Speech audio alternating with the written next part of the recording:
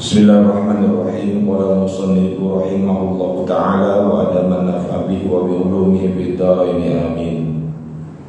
Al-qudwah,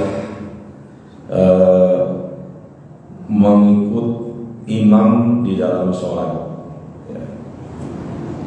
Kalau kemarin kita bicara masalah keimaman ya, maka pada malam hari ini kita masuk hal yang berkaitan dengan makmum.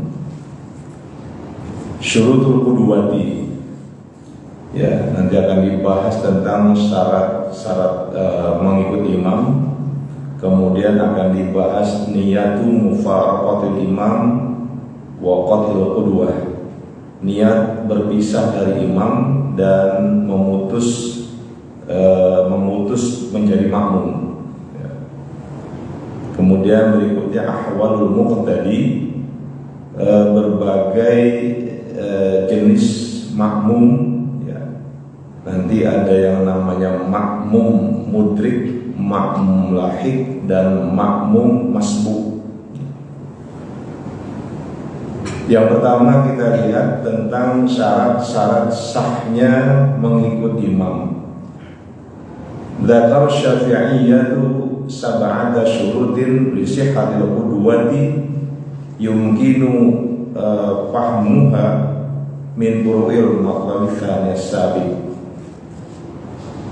Kalangan ulama Syafi'iyah menyebutkan ada 7 syarat untuk sahnya seseorang menjadi makmum ya. Jadi kalau menjadi makmum itu tidak banyak persyaratan yang harus dipenuhi ya, dibanding syarat seorang menjadi imam.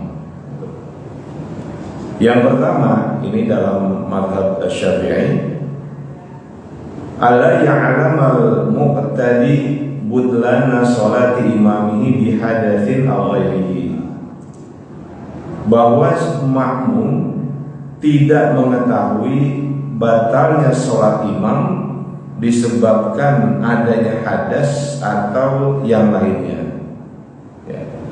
Jadi utuh itu ketika dia mengikut imam ya, dia tahu bahwa imamnya itu tidak mengalami sesuatu yang membatalkan sholat ya. Kalau dia tahu imam itu batal sholatnya, berarti kemakmumannya tidak sah ya. Ini kan umpamanya di sini contohnya ada hadas ya. Jadi imam kedatangan hadas ya, mungkin hadas kecil gitu ya, mungkin karena di depan gitu, di depan ada di depan, sehingga maaf ya, kok ada tercium bau yang gak sedap atau ada suara gitu ya, sehingga dia tahu bahwa imam sudah batal. Kalau imam sudah seperti itu berarti dia harus kalau ikut terus dengan imam ini maka nggak sah gitu. Atau lainnya, contohnya imam membaca Fatihah, tapi Fatihahnya tidak sesuai dengan tuntunan bacaan yang benar ya. Ada bagian-bagian tertentu bacaan Fatihahnya itu merusak makna Fatihah, berarti imam sudah tidak boleh lagi diikuti ya, seperti itu. Wa alla ya'taqida butlanaha min haitsu ijtihad bi ghairi ikhtilaf al-madhahib bil furu', dan hendaknya makmum tersebut tidak meyakini batalnya sholat si imam min haitsu ijtihad ya, dari sisi ijtihadnya fi ghairi ikhtilaf al-madhahib bil furu', pada selain perbedaan madhab yang berkaitan dengan furu' ya. Mana contohnya? Kamu tajidaini ikhtalafa bil qiblati aw fi inain minal ma tahir wa najis ya. Seperti adanya dua ijtihad yang saling berbeda tentang kiblat ya. Yang satu mengatakan kiblat itu sebelah sana, yang satu kan sebelah sana gitu ya. Nah, ketika ini sudah ada perbedaan ya antara si makmum dengan imam, tentunya tidak mungkin lagi ya seseorang boleh atau sah mengikuti makmum yang memang secara ijtihadi sudah berbeda, ya seperti itu. Atau penggunaan air, ya, yang satu mengatakan ini airnya air najis, yang satu mengatakan yang satu bilang ini bukan air najis, ini air yang suci, gitu ya.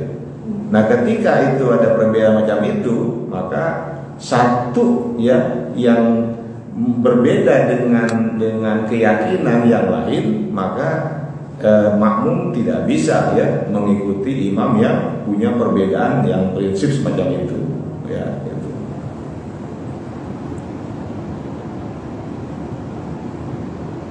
Fa in zanna wahidun bi ittihadihi taharata inna ghairi jaza lahu iqtida'u bihi qat'an. Nah, kalau ada tiga bejana ya tiga tempat air, ini mana ini suci, ini tidak suci, ini suci, ya. Kemudian dia ada pilihan di mana pilihannya sesuai dengan pilihan yang lain, ya. Umpamanya A, B, C, gitu ya. Si A mengatakan suci, gitu ya. B mengatakan tidak, C mengatakan suci. Ketika dia berpendapat bahwa pendapatnya itu adalah pendapat si A, ya, berarti ini dia melihat ada kesamaan pendapat. Maka dengan yang punya pendapat yang sama itu dia boleh berimam kepadanya, gitu. Kalau dengan yang berbeda, ya tidak bisa. Kenapa? Sudah jelas ya, itu ada perbedaan yang menyebabkan dia tidak boleh mengikuti bila orang yang berbeda pendapat tadi, ya, menjadi imam untuk dia, gitu, ya. Nah, jadi dia ikut aja, ikut siapa? Ikut yang sesuai dengan pendapatnya, gitu. Ya. Amma ikhtilaful madzhabil furu', adapun perbedaan mazhab terkait dengan masalah furu'iyah, ya, masalah cabang-cabang hukum ibadah. Kalau kepada Syafi'iyun bi Hanafiyin masfarjahu awit tasada fal asal sihatu fil qasdi dunal masjid. Seandainya seorang yang bermadzhab Syafi'i dia mengikut kepada orang yang bermadzhab Hanafi yang telah menyentuh farjinya, ya, menyentuh kemaluannya, ya, atau iftasada, ya, dia itu apa? Mengeluarkan darah itu dunal masjid, bukan menyentuh farji. Maka ketika dia tahu bahwa seorang yang bermadzhab Hanafi telah menyentuh kemaluannya, lalu dia menjadi imam, sedangkan makmumnya adalah orang dari imam kalangan Syafi'iyah, maka makmum ini nggak sah, ya, nggak boleh ikut. Kenapa? Sebab dalam madzhab Syafi'i menyentuh kemaluan hukumnya batal, ya. Dalam madzhab Hanafi nggak batal, ya. Jadi dalam madzhab Hanafi menyentuh kemaluan nggak batal, mau pakai ini kayak mau pakai ini kayak itu nggak batal. Tapi dalam madzhab Syafi'i menyentuh kemaluan dengan perut jari, ya, ini batal, gitu kan? Batal itu. Nah, bagaimana mungkin ya seorang yang bermadzhab Syafi'i yang meyakini bahwa kalau kemaluannya tersentuh oleh bagian perut jarinya, ya, dia tahu itu ini orang madzhabnya Hanafi, ya, menjadi imam. Dalam madzhab Hanafi menyentuh kemaluan tidak membatalkan, maka ya ini dia nggak boleh, ya. Itu kalau Syekh Nawawi Al-Bantani jelas betul dalam beberapa kitabnya bahwa seorang yang bermadzhab Syafi'i, ya, bermakmum kepada madzhab Hanafi nggak sah. Kenapa nggak sah? Nah, karena orang-orang di madzhab Hanafi begitu. Artinya apa? Menyentuh kemaluan batal, ya. Bagaimana mungkin, ya, seorang makmum yang bermadzhab Syafi'i mengikut imam bermadzhab Hanafi yang perbedaannya sangat prinsip, begitu, ya, begitu, ya. Jadi kalau ada yang mazhab Hanafi, kita nggak usah ngawal begitu kan? Iya, karena dalam dia itu pegang apa kemaluannya, ya, kan kita nggak tahu dia habis nggak. Kita gini, kecuali kita nggak tahu dia bermadzhab apa. Tapi kalau dia bermadzhab Hanafi, kita perlu curiga. Kenapa curiganya? Jangan-jangan dia dia menyentuh, ya, dalam ketika sebelum sholat jangan-jangan dia menyentuh, sedangkan menyentuh itu nggak batal. Misalnya anak kan di Turki, Bro. Macam Hanafi di Turki kan Hanafi. Iya. Berarti kita nggak boleh sembahyang gitu. Iya, kenapa saya bilang? Karena mereka itu tidak membatalkan ya wudhu ketika bagian tangannya menyentuh kemaluannya. Nah, kita punya keyakinan bahwa menyentuh kemaluan itu ya dengan ibu jarinya itu adalah membatalkan sholat, membatalkan wudhu, ya gitu. Kecuali kita punya keyakinan yang kuat bahwa dia yakin bahwa ini orangnya ihtiyat ya atau afik gitu sehingga tidak menyentuh kemaluannya. Ya ini kan kembali kepada keyakinan kita gitu ya. Tapi yang jelas kalau melihat pada pendapatnya Syekh Nawawi Al-Bantani ya seperti dalam kitab Kasyifatus Saja ya Sarah dari Sakinatun Najah, beliau mengatakan ya jelas itu ya nggak bisa gitu ya nggak bisa. Maksud saya, apakah kita memang tidak boleh mengikuti sholat yang imamnya Hanafi? Pertanyaan saya, Pak. Artinya kita mau tahu nggak tahu dia itu wudhu mereka kemaluan, kita nggak boleh ikut begitu. Kalau saya kira begitu. Kenapa? Karena mereka berpendapat macam itu, gitu kan ya, berpendapat semacam itu, maka sangat mungkin itu terjadi, gitu ya, itu terjadi, gitu. Sangat mungkin itu terjadi, ya. Karena memang jelas ya dalam mazhab Hanafi nggak batal, ya, nggak batal itu. Jadi menyentuh kemaluan itu nggak batal, ya. Kalau kita kan kalau pakai ini nggak batal. Ya, pakai bagian zohrul asobi ini kan nggak batal, tapi yang batal kan batul asobi ya. Kalau mereka mengatakan seperti itu nggak batal. Nah, bagaimana kita mengikut imam yang dalam prinsip hukumnya ya itu tidak membatalkan wudhu, padahal karena kita itu batal ya. Contoh kecil begini ya, kecil gini umpamanya kita tahu bahwa tadi kita lihat gitu ya, sesama Syafi'i kita melihat bahwa seseorang itu menyentuh kemaluannya, kemudian dia menjadi imam, gitu. Itu kan berarti imam tersebut ya wudunya sudah batal, Bagaimana kita mengikut imam yang wudunya sudah batal menurut keyakinan kita, seperti itu, ya. Nah, ya kecuali beginilah ya, kita sangat meyakini bahwa imam ini tidak menyentuh gitu ya, tidak menyentuh. Kita meyakini bahwa dia ini orang yang afik ya, tidak sembarang gitu ya. Maka kalau kita umpamanya begini, seorang yang alim gitu ya, seorang yang alim dari mazhab Hanafi ya, yang tentunya sangat menjaga hal-hal yang tidak layak macam itu kan, kemungkinan besar dia nggak menyentuhnya gitu ya. Kan menyentuh itu hanya terjadi saat umumnya saat kita buang air kecil gitu kan ya, itu kan umum terjadi gitu. Tapi di saat tidak membuang air kecil ini jarang menyentuh hal tersebut ya, jarang hal tersebut. Jadi di sini ya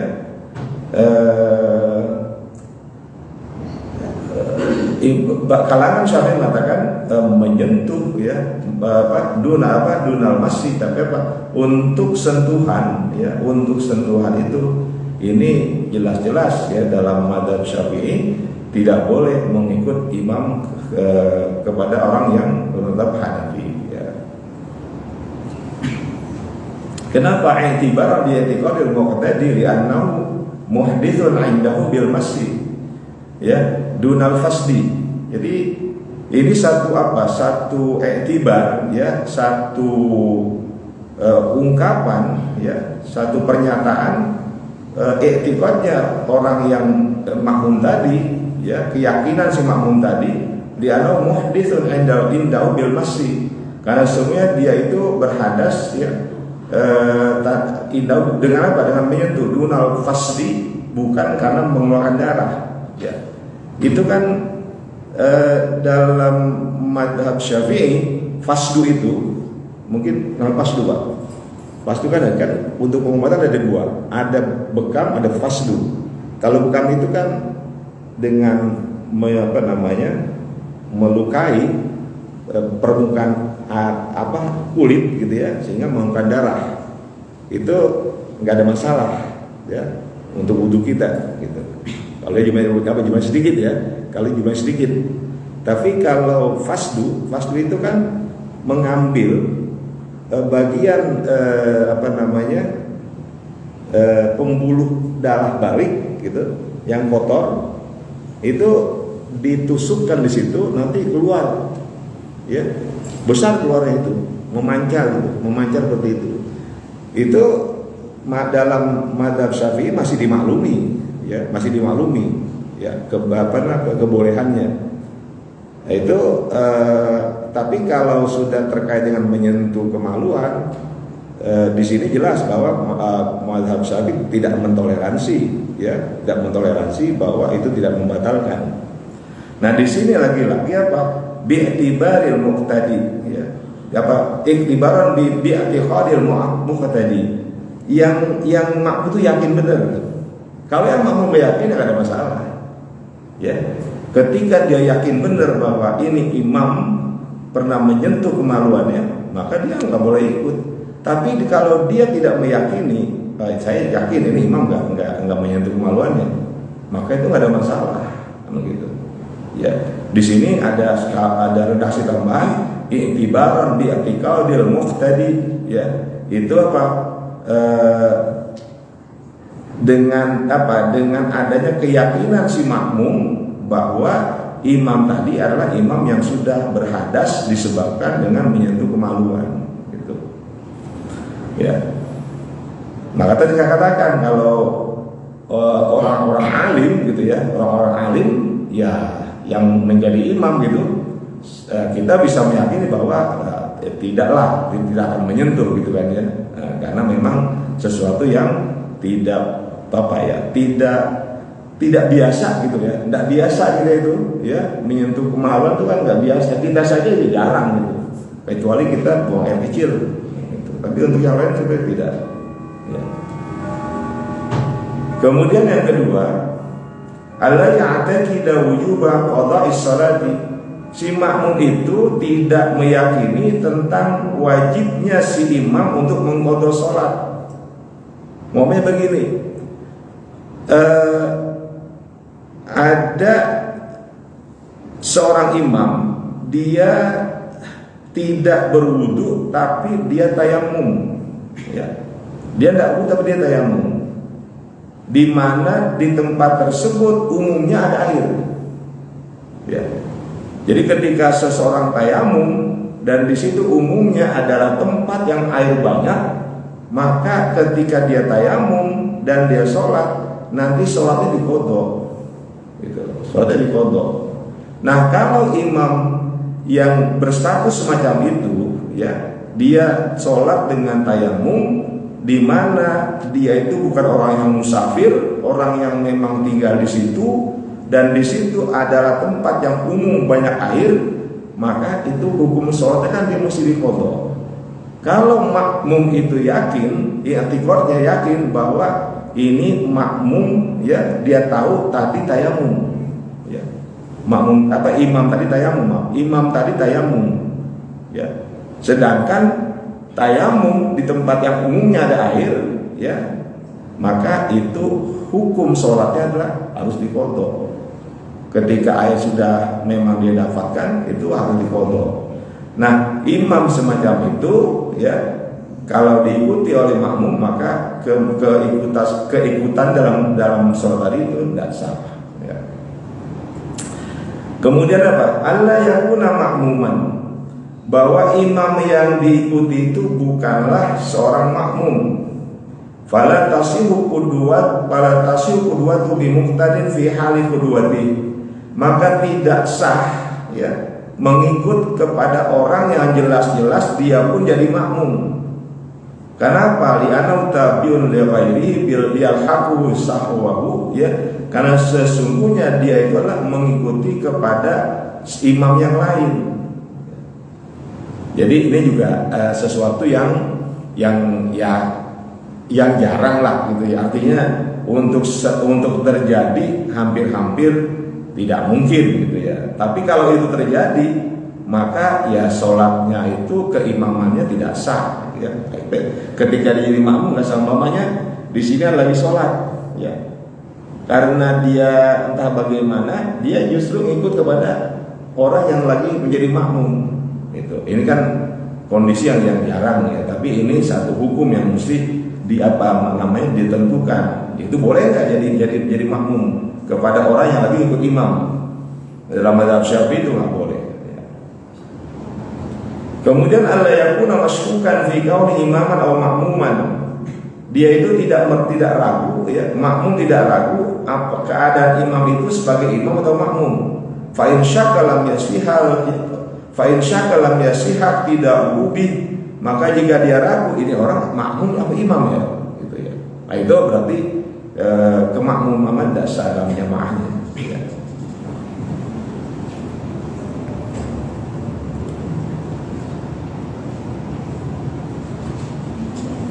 Kemudian yang kelima, alla yakuna ummiyan, bahwa imam yang diikuti itu ya bukannya imam yang ummi. Wa huwa man la yuhsinu harfan min al-Fatihah, yaitu orang yang tidak bagus penyebutan satu huruf dari Al-Fatihah ya. Aw yakhilu tasdidatin minha, atau cacat dalam menyebut tasdid syiddah. Illa idaqtada bihi mithlu, kecuali yang ngikut sama ya, itu nggak apa-apa ya. Jadi dia tahu bahwa imam itu seorang yang ummi. Nah, makanya di sini Pak dan Ibu ya, kalau kita mendengar bacaan imam ya, dan bacaan imam itu dalam Fatihah jelas-jelas salah ya, maka kemakmuman kita tidak jadi ya, nggak sah ya. Jamaah kita nggak sah. Kita tahu kok dia ini ummi ya.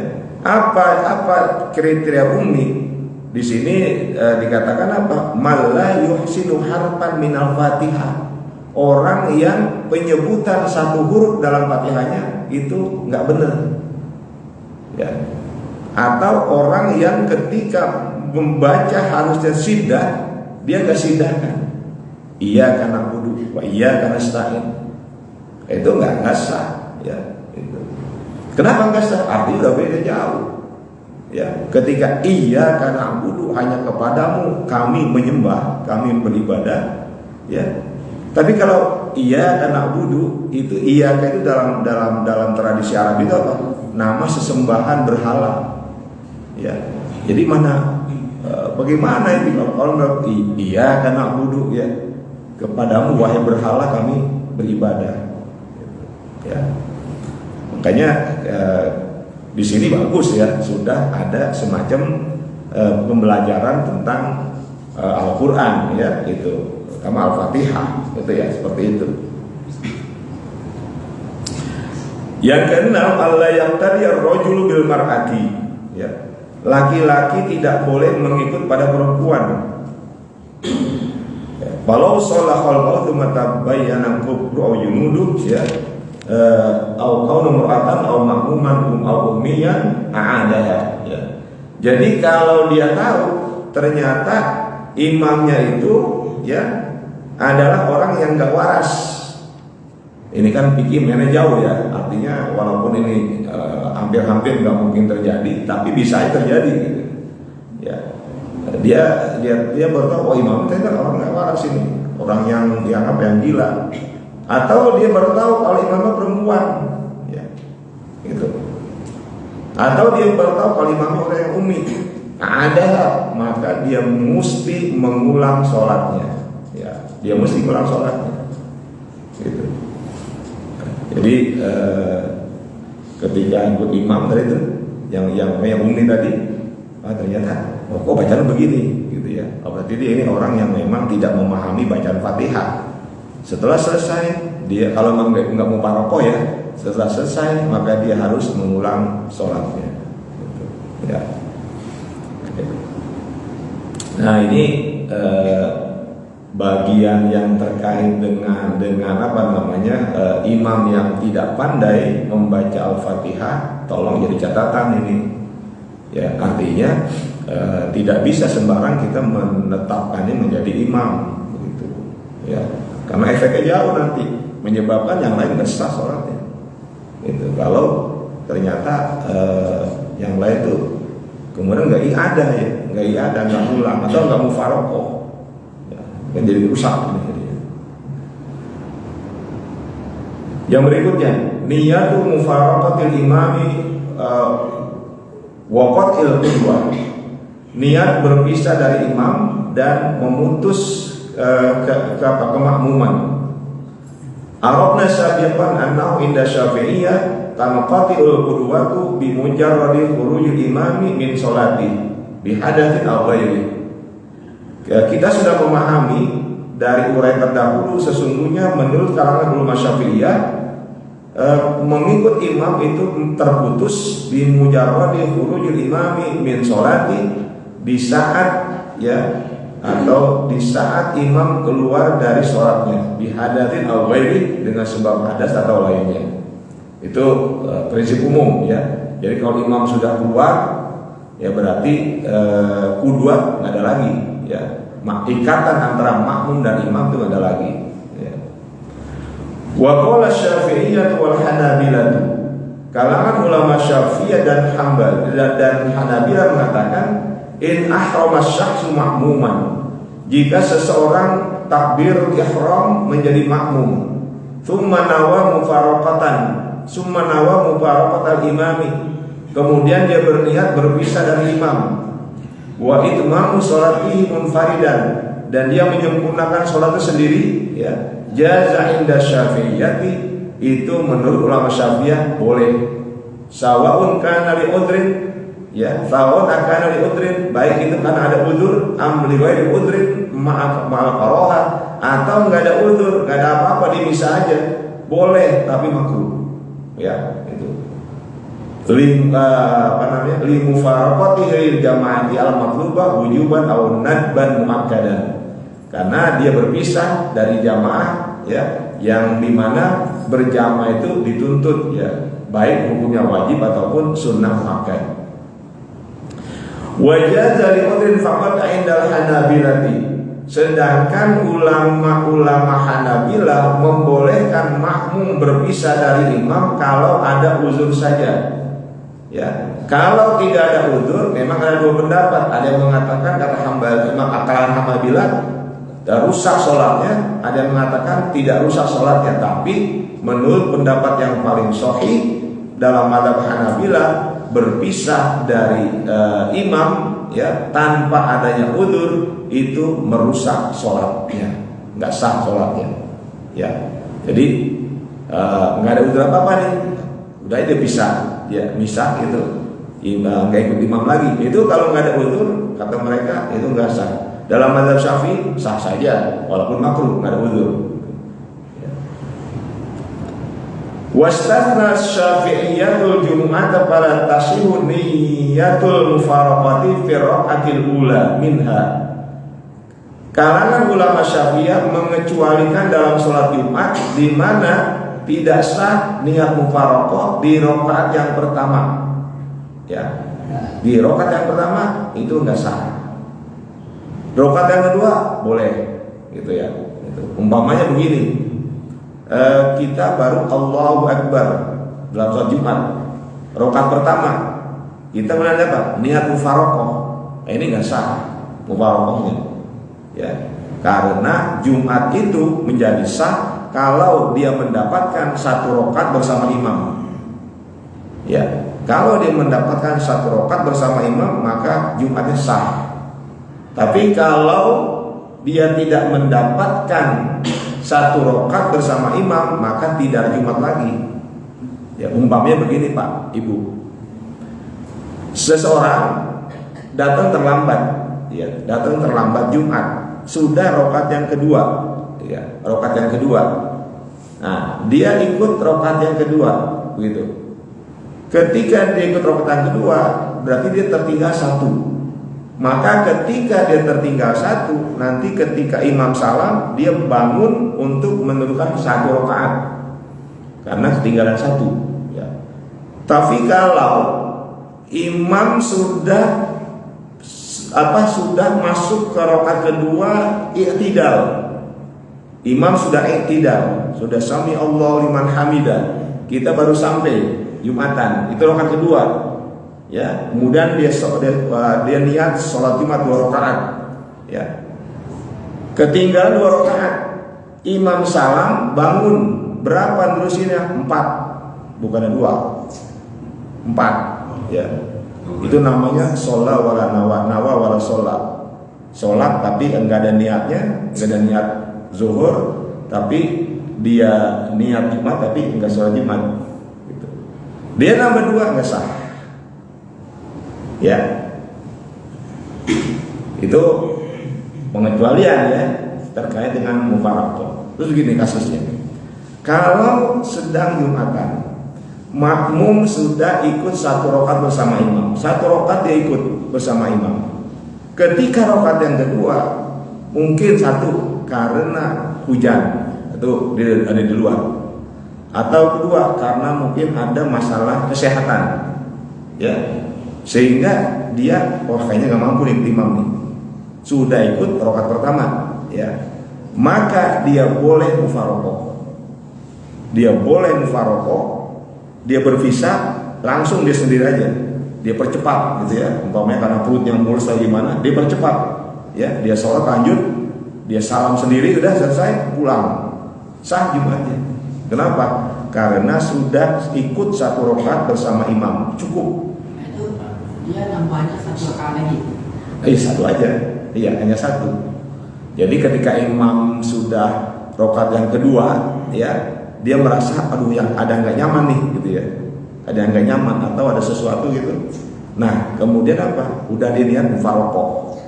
Dia niat mufaraqah berpisah dari imam, kemudian dia terusin sendiri. Imam tuh saya baca, dia singkat aja sampai Fatihah selesai, udah menyambung lagi, nggak usah baca surah. Jadi ya, dia ruku, dia i'tidal, dia sujud, terus tahiyat, salam, udah selesai, sah Jumatnya. Gitu. Ya. Ini kadang orang nggak paham nih, datang terlambat, ya, ketinggalan udah 2 rakaat, dia ngeliat nerusin nambahin 2 Jumatnya, nggak sah. 4 jadi zuhur. Gitu. Ya. Tapi kalau masih dapat hukumnya rakaat terakhir bisa 1 ya. Ya. Ditungguin imamnya lagi rukuk, tapi kan belum jadi. Iya, masih bisa. Selama imam belum i'tidal masih dapat. Tapi kalau nggak tahu siapa ya? Ya nggak tahu siapa. Ya, tapi begini Pak. Tapi dulu ingat saya waktu ngaji sama guru saya ya. Sama guru saya gini dulu ngaji begini. Kata beliau, orang kali yang tinggal daerah gunung gitu ya, daerah gunung terpencil gitu, nggak ada ulama, lalu dia nggak tahu, nggak ada masalah. Tapi kalau tinggal di kota kayak begini gitu ya, nggak tahu permasalahan ibadah yang dasar itu, apa kata beliau, wa yumafuin nggak dimaaf. Kenapa? Ya males aja, males ada majelis taklim nggak datang gitu ya, begitu katanya. Apa ya, kudu belajar. Udah banyak tahu gitu. Ini hal-hal yang mendasar soalnya, hal-hal yang memang bukan hal-hal yang tinggi ya. Ini yang sederhana aja sebetulnya. Gitu. Waminal udhri, di antara uzur yang membolehkan orang untuk mufaraqah dari imamnya. Tatwilul imam kepanjangan bacaannya. Panjang banget, ini udah payah banget rasanya gitu ya. Atau ada gangguan-gangguan gitu. Udah mufaraqah. Boleh nggak? Boleh. Autarbuhu sunnatan maksudatan, atau imam meninggalkan sunnah abad. Ketika apa? Imam, maaf ya karena ini masih boleh nih. Ya, umpamanya imam tidak tasyahud awal dari rakaat kedua isya umpamanya langsung naik ke 3. Imam nggak tasyahud, dia kayak tasyahud. Ya, nggak apa-apa. Dia tasawuf tapi apa? Mufarokoh. Jangan dia tasawuf kemudian mufarokoh, batal. Ya, jadi imamnya terus ke rakaat ketiga gitu ya. Mungkin karena lupa gitu kan ya, gitu. Si makmum tasyahud. Ya, dia tasyahud. Kenapa? Oh, ini kan mesti tasyahud rakaat kedua. Dia tasyahud, imam enggak, makmum batal. Kecuali makmumnya niat mufarokoh. Ya, saya niat berpisah dari imam. Karena kepengen tetap mendapatkan pahala tasyahud gitu. Atau Kamu mesti diingatkan. iya mesti diingatkan. Tapi kalau imam udah diri mau ngapain lagi? Jangan dari lagi, udah sempurna, udah selesai. Ya, udah sempurna, udah selesai gitu ya. Jangan kemudian imam turun lagi udah sempurna. Gitu. Jadi baru setengah gitu masih boleh gitu. Ya. Atau begini, imam nggak kunut, ya subuh. Imam tak kunut subuh. Sementara makmum dia pengen karena udah terbiasa, kepengen tetap dapat pahala sunnah abad kunut, maka dia kunut. Imamnya nggak kunut, batal makmum. Ya, batal makmum. Kenapa? Itu sunnah. Makmum ikutin aja. Imam tak kunut, ya makmum nggak kunut, ikut aja. Tapi kalau makmum kunut, batal. Kenapa? Bentuk sholatnya beda dengan imam. Kalau imamnya kunut, enggak gimana? Boleh. Imamnya kunut, makmumnya nggak kunut. Boleh tapi nungguin. Iya, jangan kemudian dia sujud gitu ya. Artinya ketika imamnya kunut gitu, makmumnya langsung sujud. Ya, itu batal. Terus kalau misalnya imamnya nggak kunut, makmumnya kunut dalam hati aja, batal lagi. Kan gini, sebetulnya gini Pak, kalau strategi nih. Strateginya apa? Yang penting sebenarnya kunut itu adalah permohonan doa. Ya, jadi itu boleh jadi sebetulnya. Jadi bukannya Allahumma hadini, bukan hanya itu. Jadi ketika dia sudah membaca bagian sedikit dari doa, itu udah jadi. Ya. Jadi permohonan ampun, ya itu udah jadi. Makanya Allah maghfir lana dzunubana, terjadi. Ini masalah yang apa? Nggak perlu diperluas-luas gitu ya. Begini, Imam Syafi'i ketika beliau sholat subuh di masjidnya Imam Hanafi, itu Imam Hanafi udah meninggal, ya udah meninggal Imam Hanafi. Ketika itu Imam Syafi'i yang selalu kunut nggak kunut, ya jamaah yang nanya, kenapa kok Imam nggak kunut tadi? Apa kata beliau? Saya ini ya sholat di tempat ada makbarah ulama besar. Siapa? Imam Hanafi. Imam Hanafi dalam subuh tidak ada kunut. Saya menghormati beliau. Ya, coba bayangkan itu ya. Artinya apa? Begitu besar rasa hormatnya kepada sang guru, gitu ya, orang besar, orang alim. Ya, dia nggak mau menyakiti. Ya, karena Imam Hanafi tidak pakai kunut subuh, maka ketika beliau ya Imam Syafi'i sholat di masjid Imam Hanafi, beliau nggak ada kunut di situ. Berarti mendahulukan adab daripada mazhab yang dipakai gitu ya? Bukan adab, bukan adab, iya, adab betul, adab itu.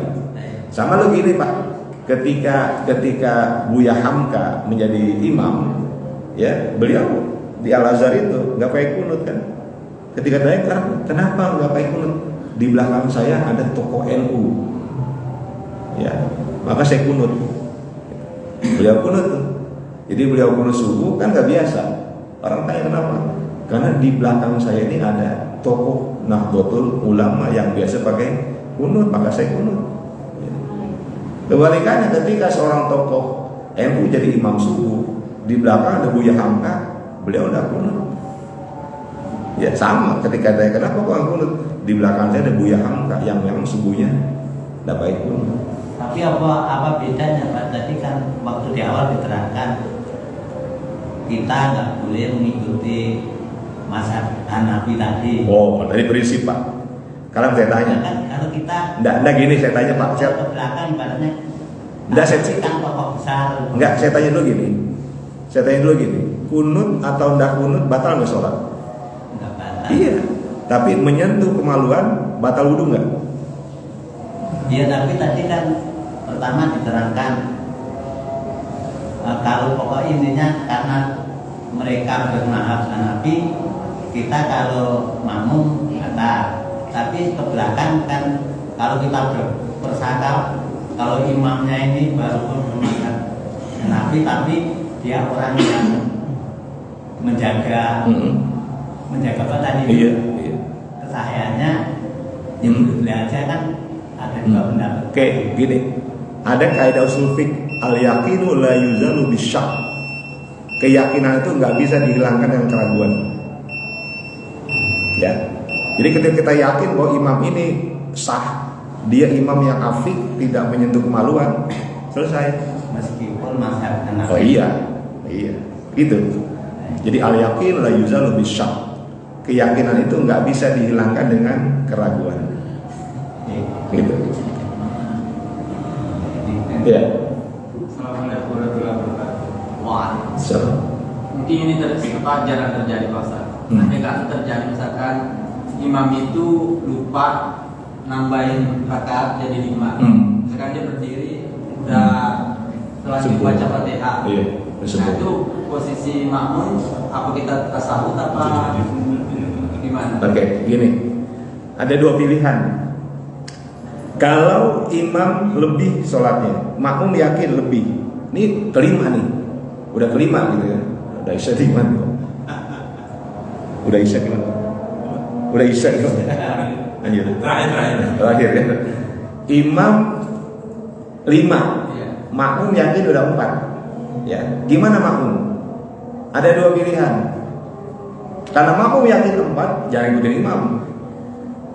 Ya, udah 4, imam 5, makmum ini udah 4, yakin udah 4. Makmum jangan ikutin imam, makmum duduk saja. Pilihannya 2, mufarokoh atau nunggu. Ya, kalau dia mufarokoh berarti dia terus baca tahiyat selesai salam. Ya, mufarokoh. Kalau dia mau nunggu boleh, dia tungguin imam. Ya, dia baca tasyahud terus sampai selesai. Imam juga sudah kemudian duduk, selesai itu tasyahud, imam salam, dia pun salam. Begitu. Ya.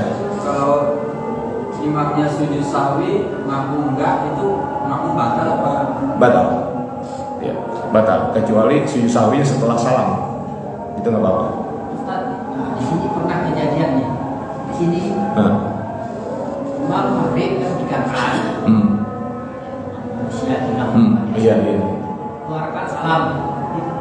Nah, Ustaz kan ngasih pelajaran. Tetap asistennya dari belakang loh. Kita kan yang Ustaz masih kurang 1.